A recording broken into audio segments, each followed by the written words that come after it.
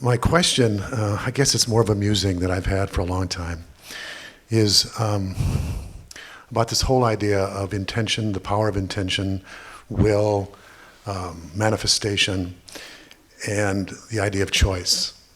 Because in a non-dual system, there doesn't seem like choice would exist, because there's only one thing. And so we know that, thoughts create, they're formative. So does this sort of technique and this ability to create our, quote, reality with a small r, fit into this kind of a system, this kind of a practice where we're really trying to awaken from the dream rather than just improve upon it? Which what it seems to me like so much of the create your reality, the secret and things like that are about making the dream better, but not really awakening from the sense of separation that requires us to improve the dream in the first place. Do you have any thoughts about that, or?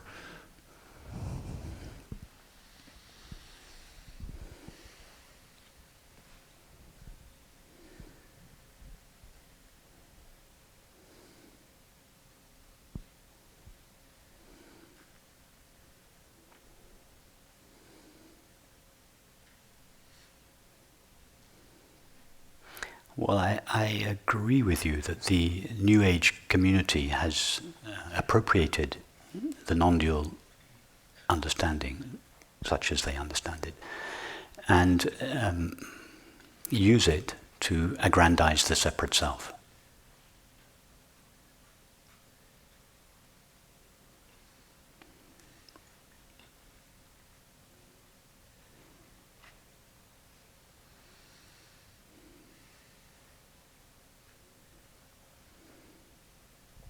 Is it possible that we could be, you spoke to the woman in the back about if you're in the right consciousness, if you're coming from love and intelligence, have an intention that came from that would guide you towards a manifestation that would serve the whole rather than to pull one away from that sense of wholeness. That's true. There is a connection between what takes place on the inside of us and what takes place on the outside of us, because they are two views of the same system.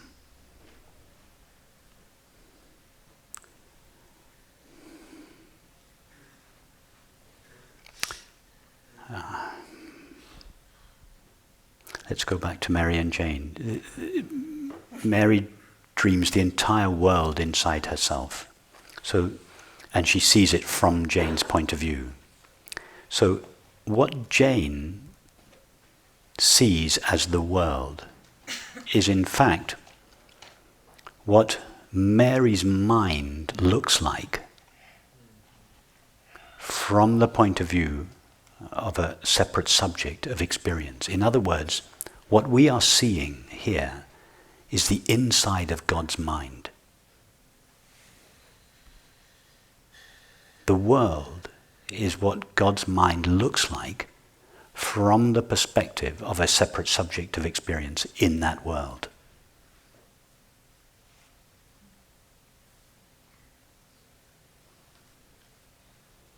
When I use the word God, obviously I mean infinite consciousness.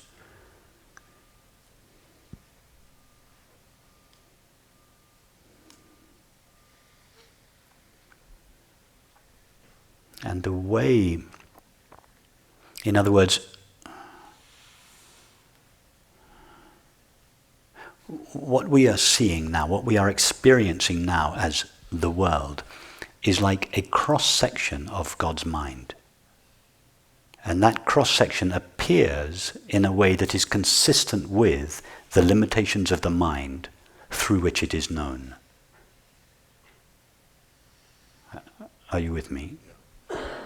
Yes. In other words, our finite mind superimposes its own particular limitations on reality or infinite consciousness or God's mind, and makes God's mind appear in a way that is consistent with those limitations. So, for instance, if we had the mind of a dog or the mind of a sparrow, we would look out and we would see not the same world, but we would see the same consciousness. But that consciousness would appear different to us because of the limitations of our own mind. So it's not that there is one world out there and numerous different consciousnesses viewing it. It is that there is a single consciousness vibrating within itself, and each of our minds are like viewpoints in that consciousness from which, from whose point of view that consciousness appears as the world. So the way the world appears to us is deeply connected to the qualities, characteristics, and limitations of our own mind. So yes, there is a correspondence between the mind and the world. Okay, so then this whole idea of free will comes up. Just as, let me give you an example, just as there is a correspondence between our subjective experience and brain activity. If someone does a brain scan, they will see on their scan images that relate to our internal experience. So if we are feeling hatred, that will show up as a particular image on the scan. If we are feeling thirst, that sensation will show up as an image on the scan. In other words, the scan is a second person point of view of our subjective experience. Yes? Yeah. Now the world is a second person point of view of God's subjective experience. We are the second person point of view doing a brain scan of God's mind, of the mind of infinite consciousness. Are you with me? I think so. So are you, in this explanation, are you accounting for what seems to be what a mind how it would impact or create or manifest according to the content of the consciousness that's being held? The mind doesn't create because it's not an entity in its own right. The only one that creates is consciousness. But it sees a certain But what way. it sees and what it experiences is consistent with its own structure or its own limitations. And therefore a dog experiences something very different from a whale or a human being. And amongst human beings, although our minds are structured in very similar ways, there are subtle differences to each of our minds, and therefore subtle differences to each of our experience. So, for instance, a mind that is heavily conditioned still by the sense of separation will experience a world that reflects back to it the apparent reality of its sense of separation. In other words, someone with a very heavy sense of separation will feel, nobody loves me. Everybody doubts me. Everyone's here to take advantage of me. In other words, the limitations of the qualities of their own mind will appear to them as independent entities in the outside world that are acting on them, whereas in fact it's a reflection of their own sense of separation. And do you then see that there's correlation then for someone holding that viewpoint, correlation between that particular state of mind and what shows up in their relative reality? In other words, if someone believes that they're not lovable, they will draw to them people who will prove that they're true, that they're right about that. As opposed to them it's just sort of coloring their perception, but has no outer manifestation. Yes, somebody that feels that they are essentially not lovable will tend to attract people who don't really love them. They may be attracted to them physically, they may end up having an affair, but it will all go wrong because at the end they'll feel unloved and they'll reject the other person and think it was their fault.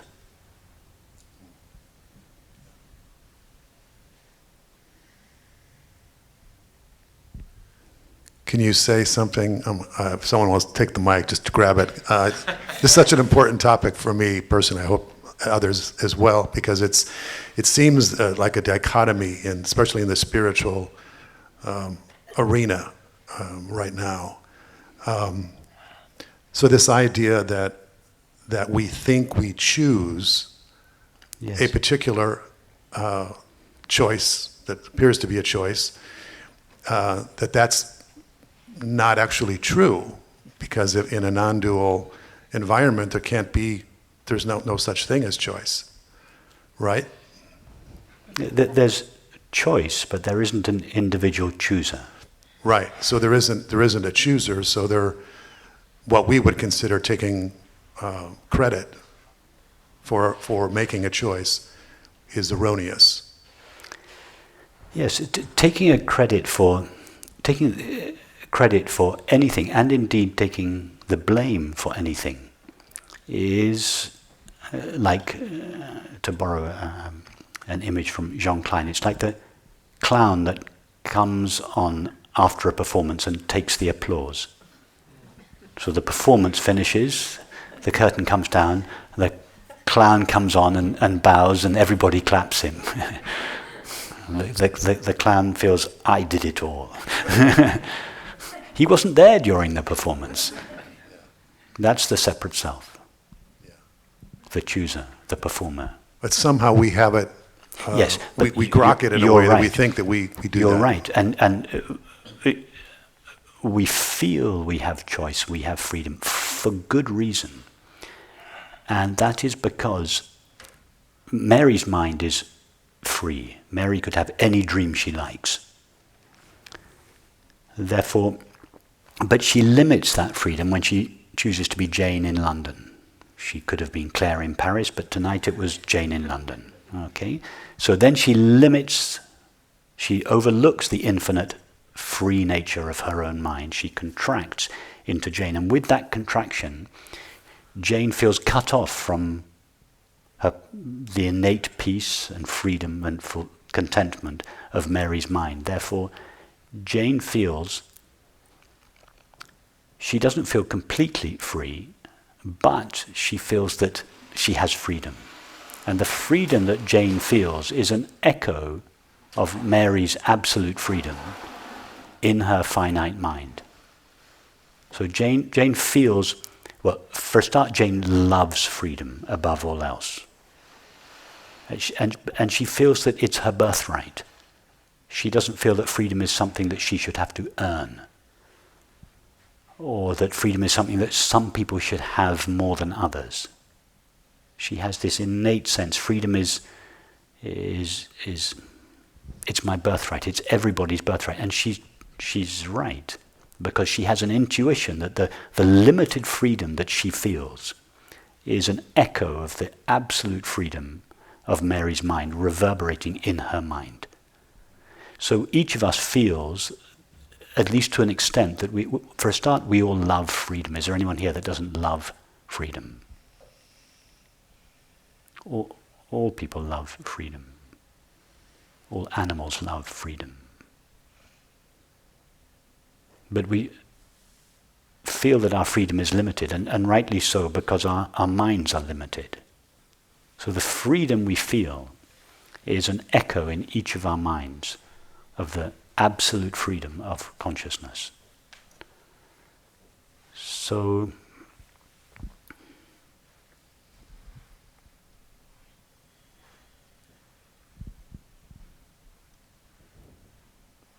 we could say that the task of the individual mind, the finite mind, is to use its freedom in a way that serves its origin and expresses its origin. So that would be saying it's not about just waking up to your true nature, that there is something to do, and the doing of that would be Yes. in service of that Absolutely. goal. Waking up to your true nature is just, if you were to write a book, and let's say the book had 12 chapters in it, waking up to your true nature comes at the end of chapter 1, or let's say chapter 2. It comes early on in the story.